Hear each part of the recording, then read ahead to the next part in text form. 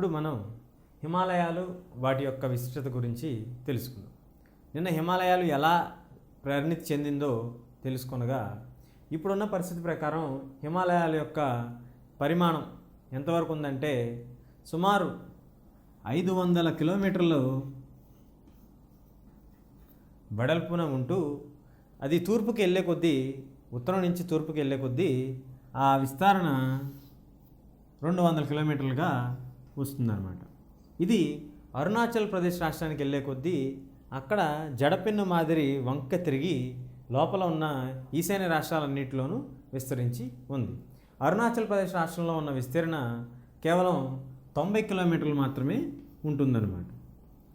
అది మొదలైన జమ్మూ అండ్ కాశ్మీర్ నుంచి 500 కిలోమీటర్ల మేర వెళ్తూ వెడల్పు, నేను మాట్లాడేది ఆ వెడల్పు ఉంటూ పూర్తిగా ఉత్తరాన విస్తరించి ఉండి తీరా అరుణాచల్ ప్రదేశ్ రాష్ట్రానికి వెళ్ళేసరికి అది కేవలం 90 కిలోమీటర్ల వరకు తగ్గిపోయిందనమాట. ఇలా వంకగా ఉండటం వలన దాని యొక్క చదరపు విస్తీర్ణం సుమారు 5 లక్షలుగా అంచనా వేశారు. ఇలా ఉన్న హిమాలయాల్ని మొత్తం అంచనా చూడగా వాటి పొడవు 2400 కిలోమీటర్లు. అంటే జమ్మూ అండ్ కాశ్మీర్ నుంచి మొదలుపెట్టుకొని అరుణాచల్ ప్రదేశ్ దగ్గర వంక తిరిగే వరకు దానికి ఉన్న పొడవు 2400 కిలోమీటర్ల వరకు ఉంది. ఇలాగే హిమాలయాలు మొత్తాన్ని సమానంగాను ఉంటూ వాటి మధ్య పీఠభూములు, లోయల ద్వారా అవి వెడల్పుతో చెదరు చేయబడ్డాయి అన్నమాట. అంటే అవి విడదీయబడ్డాయి. అలా 3 రకాల శ్రేణులుగా విభజించబడ్డాయి. వాటి యొక్క ఎత్తుల్ని ఆధారంగా తీసుకొని వాటిని 3 రకాలుగా విభజించారు. ఆ విభజించిన 3 రకాల పేర్లు ఏంటంటే, మొదటిది ఉన్నత హిమాలయాలని అంటారు, రెండవది నిమ్న హిమాలయాలు, మూడవది వచ్చేసరికి శివాలిక్ అని అంటారు.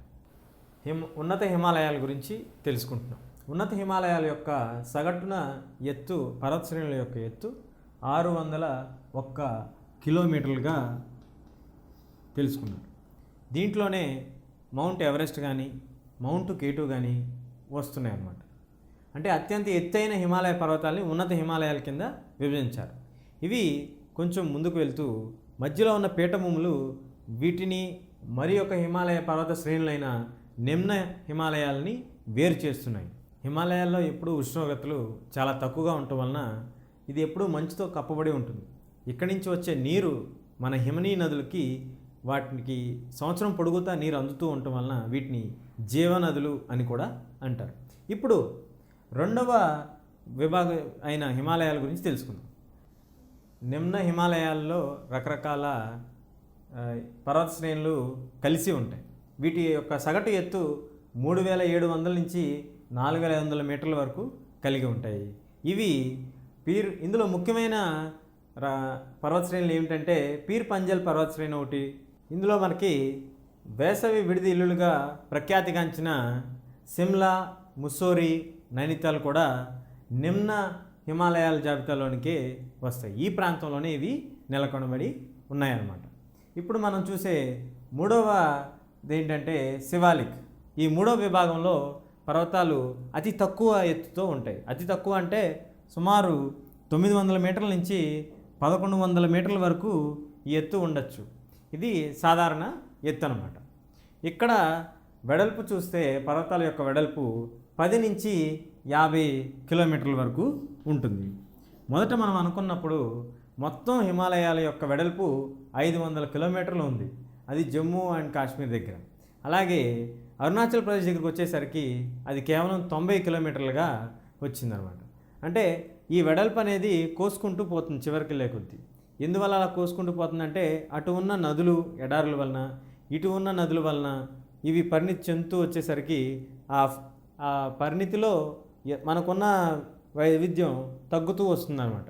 అందుకే జమ్మూ అండ్ కాశ్మీర్లోకి వచ్చేసరికి పూర్తిగా విస్తరించి ఉన్న హిమాలయాలు 500 కిలోమీటర్లు ఉండగా అవి తూర్పు అరుణాచల్ ప్రదేశ్కి వచ్చేసరికి, తూర్పు ఈశాన్య రాష్ట్రాల దగ్గరికి వచ్చేసరికి అది కేవలం 90 కిలోమీటర్లు మాత్రమే ఉంటుందన్నమాట.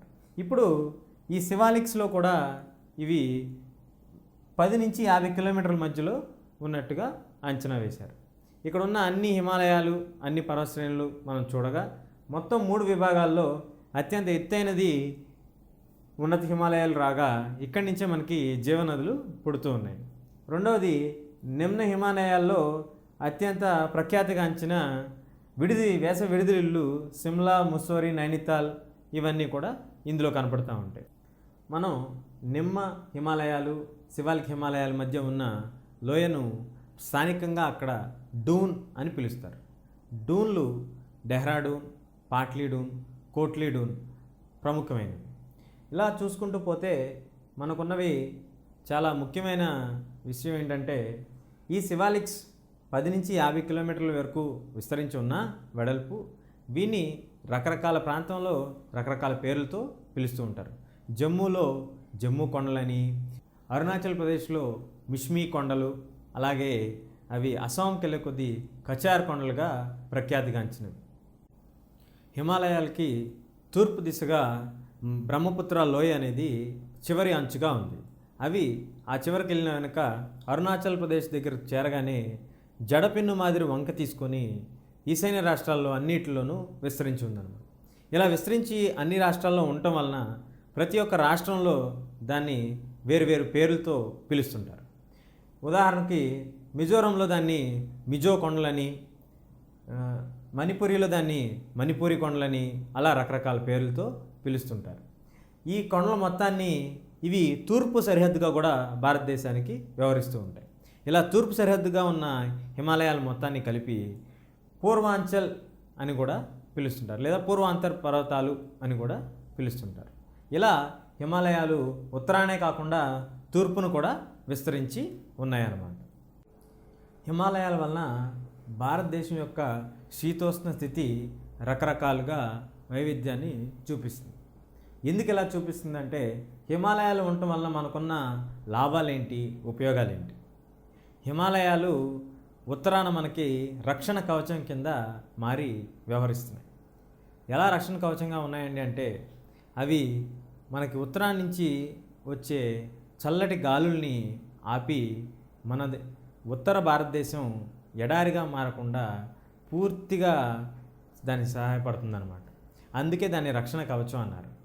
అటునుంచి వచ్చే చల్లటి గాలుల్ని తీవ్రమైన చలికాలంలో ఆపుతూ, అలాగే హిమాలయాల నుంచి వచ్చే హిమనీ నదులు లేదా జీవనదులని మనం పిలుచుకుండే గంగా, సింధు నదుల్ని, వాటి ద్వారా వచ్చే నీళ్లు అక్కడున్న నేల మొత్తాన్ని సారవంతమైన నేలగా మార్చినవి. అలా మార్చడం వల్లే ఉత్తర భారతదేశం ఎడారిగా కానీ లేదా పూర్తిగా చలి దేశంగా మారిపోకుండా మనకి చాలా రకాలుగా ఉపయోగపడింది. అందుకే దాన్ని ఖచ్చితంగా రక్షణ కవచం అని పిలుస్తారు. ఇటు చూసుకుంటే మనకి దక్షిణాన్ని నుంచి వచ్చే ఋతుపవనాలు వాటి యొక్క ప్రభావాన్ని అన్ని రాష్ట్రాల మీద విస్తరించి ఉండటానికి కూడా హిమాలయాలే పరోక్షంగా కారణం.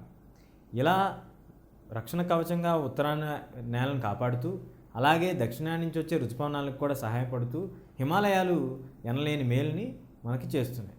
ఒకవేళ హిమాలయాలు లేకుండా ఉంటే మన పరిస్థితి ఏంటి అంటే, హిమాలయాలు లేనప్పుడు మనకి అటునుంచి వచ్చే చల్లటి గాలులు పూర్తిగా ఉత్తర భారతదేశం వరకు వచ్చేసి తీవ్రమైన చలికాలాన్ని చూపిస్తూ, అలాగే ఎండాకాలంలో మనకి ఎలాగో ఇక్కడ మధ్యలో ఏమీ ఆపేవి లేవు కనుక హిమాలయాలు లేని పక్షంలో వాన కూడా రావడానికి ఆస్కారం ఉండేది కాదు. అలా లేని పక్షంలో భారతదేశం ఎడారిగా మారే ఆస్కారం ఉంటుందన్నమాట. అందుకే హిమాలయాలకి అటుపక్కన మనకి గోబీ ఎడారి అనేది ఉంది. అది పేరుకి ఎడారే కానీ పూర్తిగా చల్లగా ఉంటుంది అది. కానీ అక్కడ వాన మాత్రం పడదు. ఎందుకని వాన పడదంటే, అది పూర్తిగా హిమాలయాల అంచున ఉండటం వలన పూర్తిగా సాధారణ పరిస్థితుల ఉష్ణోగ్రతల కంటే చాలా తక్కువ ఉంటుంది.